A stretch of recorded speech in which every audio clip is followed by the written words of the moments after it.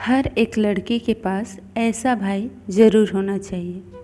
Hello दोस्तों, मैं हूं आपकी दोस्त ललिता।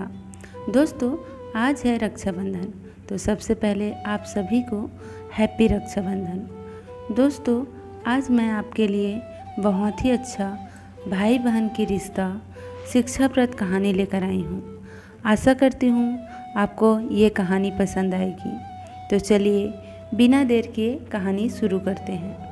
दोस्तों, अमित एक बहुत ही होनहार लड़का था जो हमेशा ही ईमानदारी के साथ अपनी पढ़ाई पर ध्यान देता था और हमेशा अपने पिताजी के काम में मदद भी कर दिया करता था। ऐसे तो वह बस सिर्फ 12वीं कक्षा का छात्र था, लेकिन फिर भी उसमें गजब का आत्मविश्वास था कि वह अकेले ही अपने पिता का काम संभाल लेता था और साथ में पढ़ाई पर भी ध्यान देता था।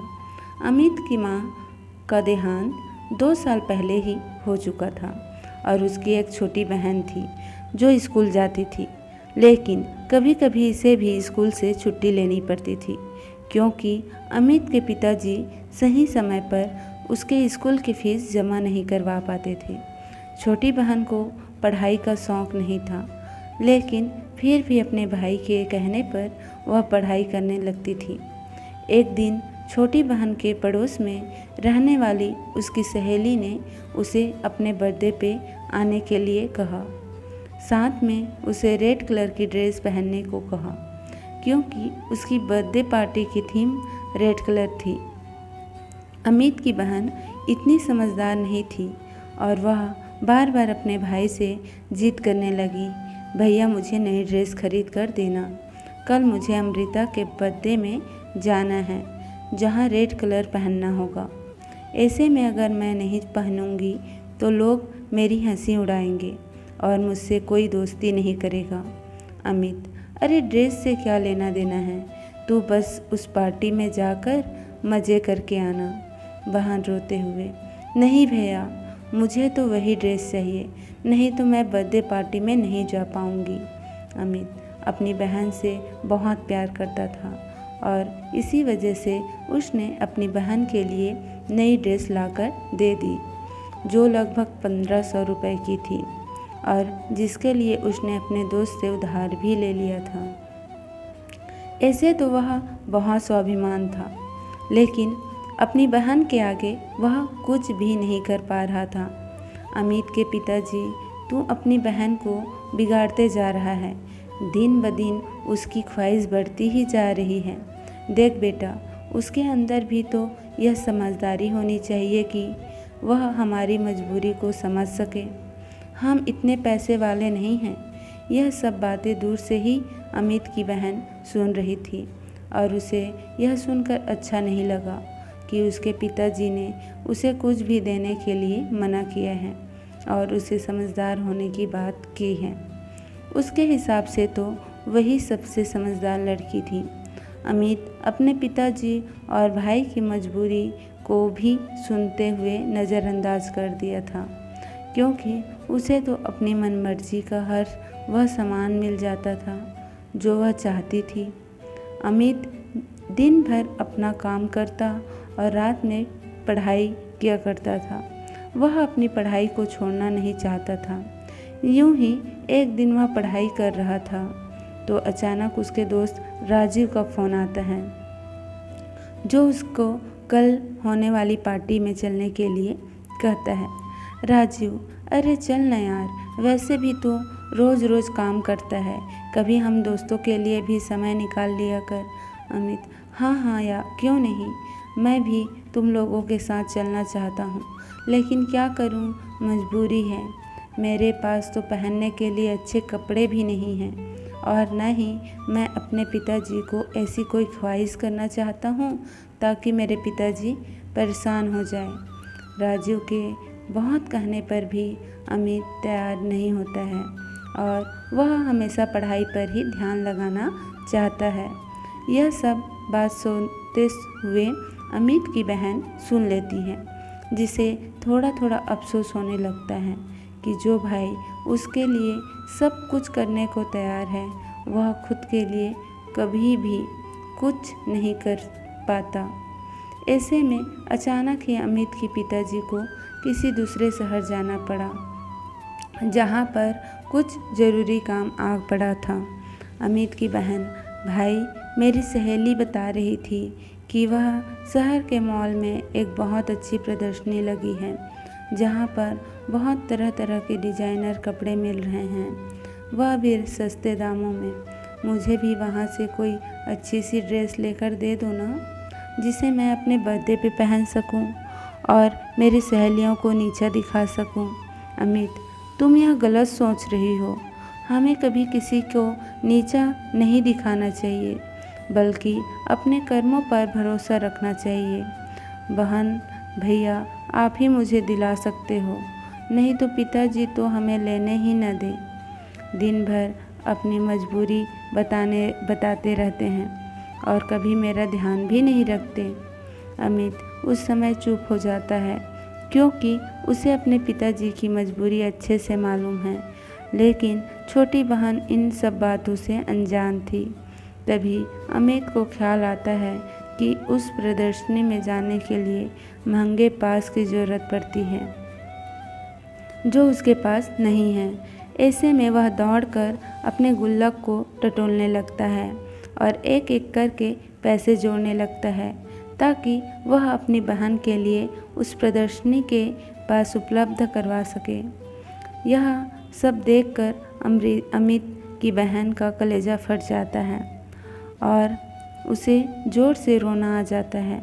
उसे रोता हुआ देखकर अमित दौड़कर बहन के पास आता है और क्या हुआ करके पूछता है, तुम इस तरह से क्यों रह रही हो? बहन रोते हुए, आज तक आपने हमेशा मेरी खुशियों का ख्याल रखा, हर वह चीज़ मुझे दिलाई जो मैं मांगती रही, लेकिन कभी भी मैंने आपसे यह नहीं पूछा कि आखिर आप इन पैसों का इंतज़ाम कहाँ से करते हैं। लेकिन आपको एक एक रुपये जोड़ते देखकर मुझे बहुत दुख हुआ कि आप मेरी खुशी के लिए इतना कुछ कर सकते हैं, लेकिन मैं हमेशा स्वार्थी बनी रही।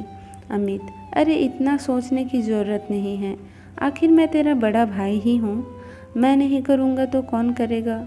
बस उसी वक्त अमित की बहन दौड़कर अपने बैग से एक चीज़ निकाल कर लाती है और अमित की आंखों में हाथ रखकर कहती है, मैं आपके लिए कुछ लेकर आई हूँ।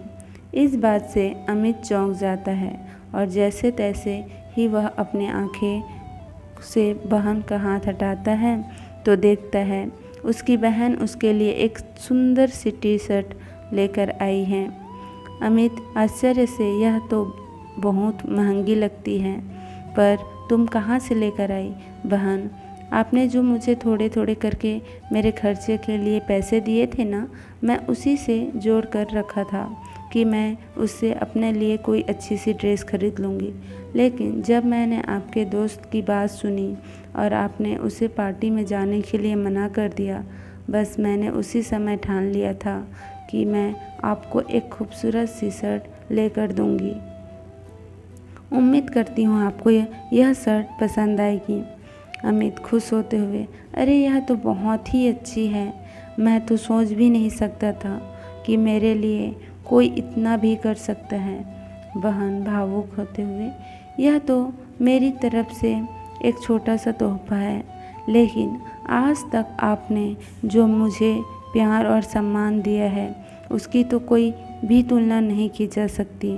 अब मैं हमेशा आपका और पिताजी का हाथ बटाऊंगी और कभी भी फिजूल खर्च नहीं करूंगी।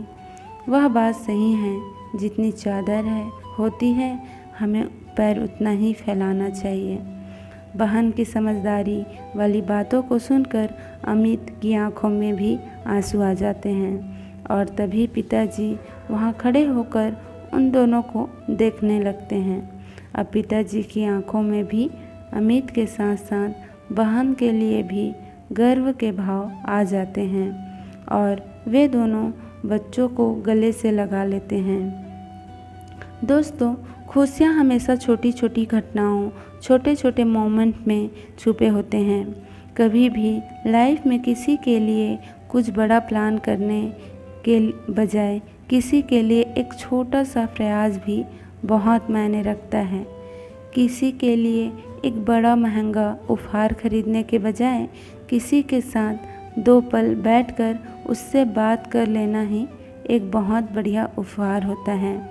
लाइफ में कभी कभी ऐसा भी होता है कि किसी को हमारा महंगे लाखों के गिफ्ट में कोई रुचि नहीं होती है। उनके साथ सब एक शाम गुजार ले वो भी बहुत होते हैं। लेकिन बदलते दुनिया और इस जीवन की आपाधापी में हम इतने मशगूल होते हैं कि किसी को अपना समय भी नहीं दे पाते हैं। जहाँ तक मेरा मानना है कि किसी के लिए किसी का सबसे बड़ा उपहार किसी को वक्त देना होता है कि कोई भी किसी को जब अपना वक्त देता है तो वह आप उसको सिर्फ अपना वक्त नहीं दे रहा होता है, वह अपने जीवन का एक हिस्सा या ऐसे कहें तो वह अपना जीवन दे रहा होता है। जीवन में सबसे ज़रूरी 4 लोगों के साथ अपना समय बिताना और उनके सुख दुख में शामिल होना, यही तो जीवन है। इससे इतर और कहीं जीवन थोड़े हैं। बस काफ़ी लोग इसी खूबसूरत और अनमोल रिश्ते को सहज नहीं पाते हैं। ये हमारे लिए किसी कीमती रिश्ते की किसी गिफ्ट महंगे गिफ्ट से कम नहीं होते हैं। तो दोस्तों, आपको कहानी कैसे लगी हमें कमेंट्स करके ज़रूर बताएं और ऐसे ही कहानी सुनने के लिए हमारे चैनल को लाइक शेयर सब्सक्राइब ज़रूर करें। धन्यवाद। राधे राधे। हैप्पी रक्षाबंधन।